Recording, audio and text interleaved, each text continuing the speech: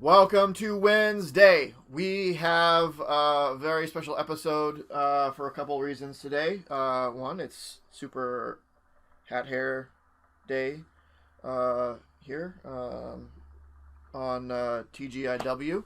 Also, we have a guest that I don't know if they will be making an appearance or not. But my dog was snuggled up on this chair here, and I didn't have the heart to move her. So she is laying curled up behind me. She may or may not pop up, so there might be a Wendigo attack. My dog's name is Wendigo. We will see if the beast is becomes restless. So we'll see how far we get before that happens.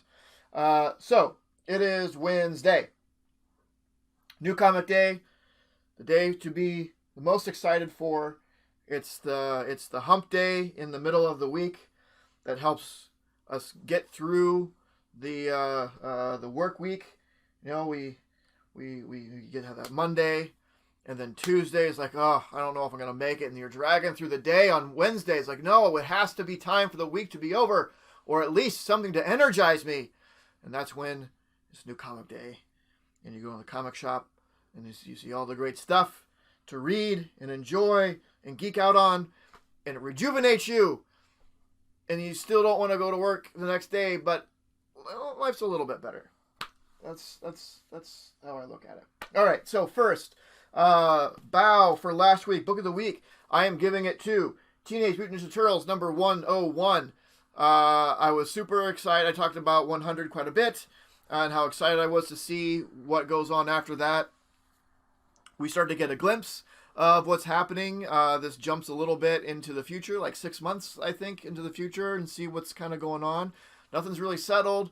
Everyone's still kind of dealing with, holy crap, what just happened? I can't believe we survived this. I can't believe who didn't survive it. So it's the beginning of, I think, of a new era of this run of TMNT. So it was a good setup. So I really enjoyed that. All right, what did we have from polls? Let's see. Aquaman, love my Aquaman. He is remembering who he is again, which is good. Aquaman knowing he's Aquaman, and makes it easier for him to do Aquaman stuff and be Aquaman.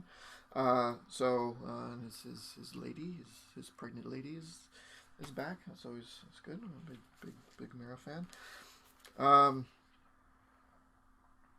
Archie number 710.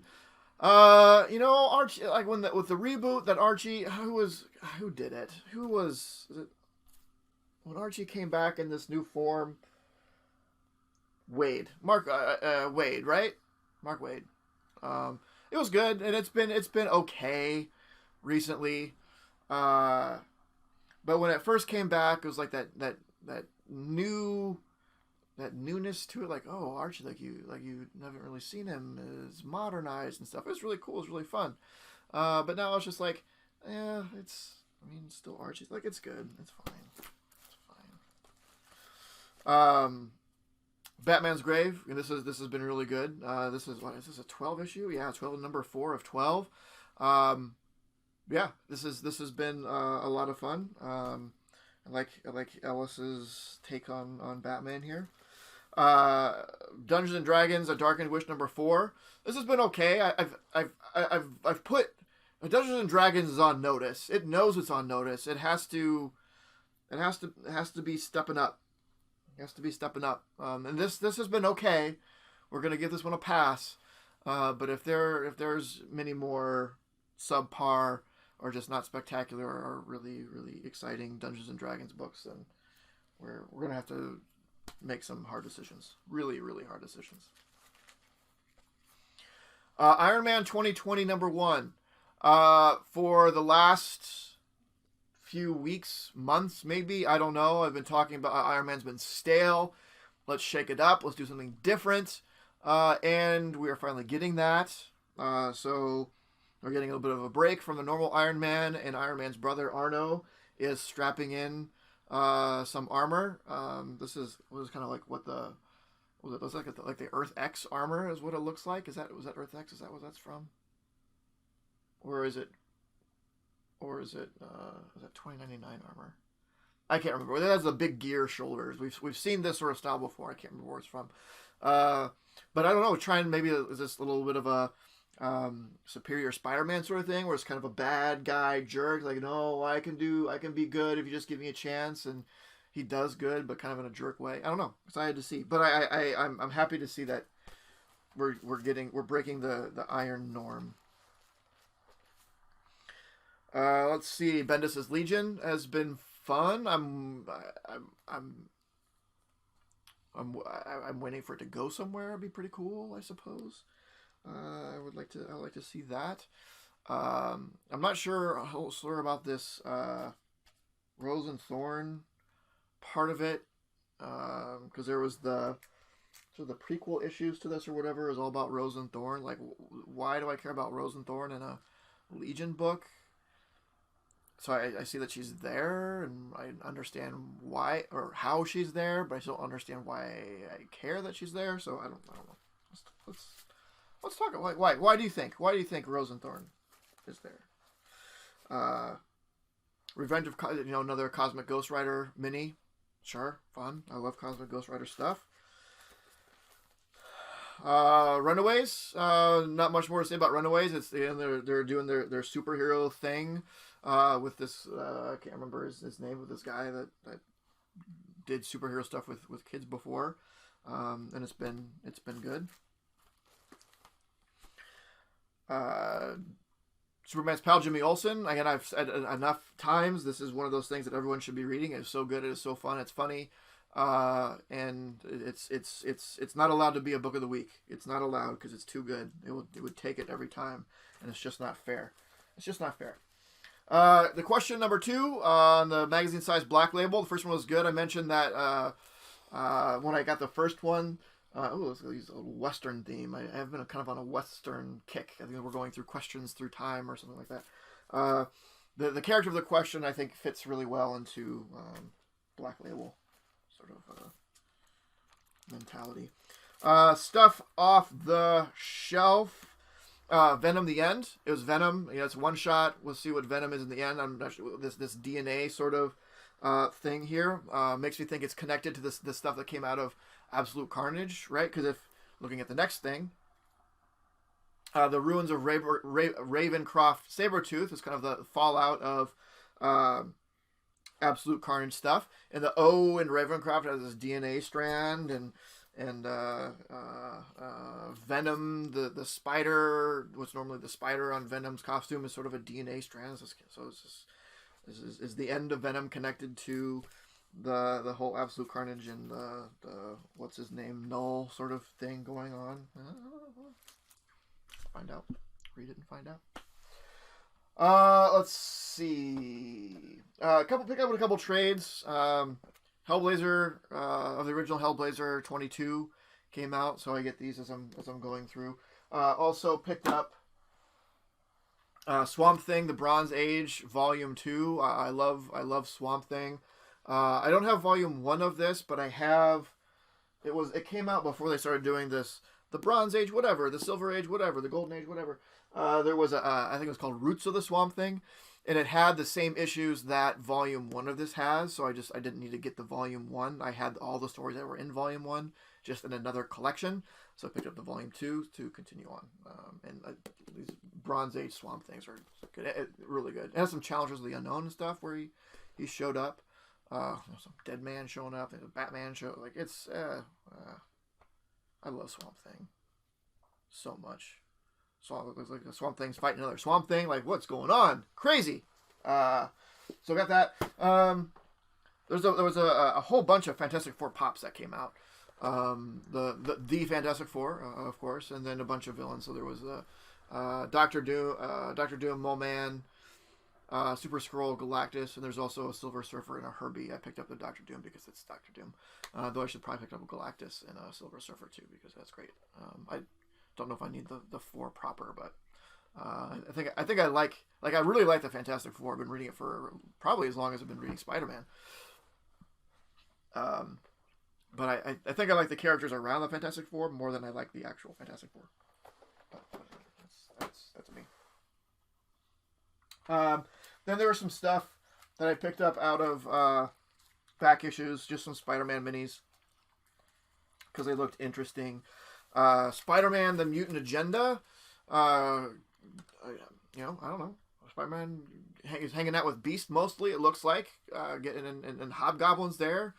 Seems like an unlikely cast of characters. But they're not in the best shape, so they were cheap, and that's fine. I just want to be able to read them. So, yeah. Final showdown with the Hobgoblin for the fate of mutant kind. Sounds kind of important. Maybe this should have been a bigger event. The entire fate of mutant kind seems big. And then also, oh man, I am. Whew. I picked this up off the shelf before I get to that. Spidey 2099. I haven't decided how far I want to go down the Spider-Man hole. Do I want to get all do I just want to stick with the Peter Parker stuff, or do I open it up further? Do I go down the Miles Morales stuff? Oh man, that's whoo. And then do I have to dip back into Ultimate Spider-Man? Miles Morales. I have a good chunk of regular Ultimate Spider-Man, but I quit before Miles came around. But I know that I should at least have issue 1 of Spidey 2099 as the first appearance of Miguel. Spidey 2099. I might actually already have it. I don't know. It's tough to say with some of this 90s stuff. But it was cheap, so I picked it up. But how far down do I want to go? Do I want to get all of 2099? There's like 40 some issues. It might not be too bad. You know how much I love bad 90s stuff. Speaking of bad 90s stuff, I also picked this up. Oh boy, this is a doozy. Spider-Man Quality of Life. Why is this? Why am I so excited for this? Look at close. Look close up at issue number 4. Look at this. Look at that computer generated graphics. And if you're excited about all the covers of these being computer 90s reboot style computer generated, how much more excited are you going to be to learn that all the interior art is also the same form of computer generated? It looks so bad. It's so bad. I understand, like, at the time this was cutting edge, but even then you could see, like, it looks really bad. Like, we are figuring out, or people are figuring out, computer generated graphics. Maybe we hold off. It's not quite there yet. It's not quite ready. Maybe we don't make an entire 4-issue miniseries using this garbage. But they couldn't help themselves because it's the 90s, and anything new is cutting edge, and it's the best it's ever going to be ever. Nothing's going to look better than this because it's the 90s and we know everything. So we went ahead and got a 4-issue Spider-Man mini. That's all in this horrible, horrible style of. It's not a style. It's not a style. It is computer generated graphics, which at the time were awful. It's got the lizard. It looks bad. Oh man, Spider-Man coming at you. Computer generated Spider-Man coming at you. Oh god, awful. Look at Lizard's hands. Look at those hands. Man, look at that. That's ugh. Oh, I'm so excited to not enjoy this. Again, it was cheap, so I picked it up, and maybe the story's good. Who knows? I don't know who this is supposed to be. It's supposed to be not Anaconda, not Cobra. My Serpent Society knowledge is leaves some to be desired.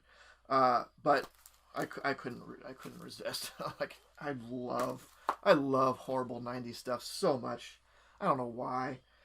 It is the perfect time capsule of it captures its own time. Anyway, that is it. So let me know again what I missed for this week and what I shouldn't have got. Tell me how bad my tastes are on some things. I'm sure. I mean, I'm here talking about getting this garbage. Of course, I understand. I probably have some really bad tastes. Feel free to tell me. I don't care. I'm going to buy my crappy stuff no matter what. So that's it. Subscribe, like, comment, link, watch, whatever you people do on YouTube. Do that. That's it. And I will, I'll see you soon. Later. This video was brought to you by Titan Comic Pressing. Follow us on Facebook and Instagram at Titan Comic Pressing LLC.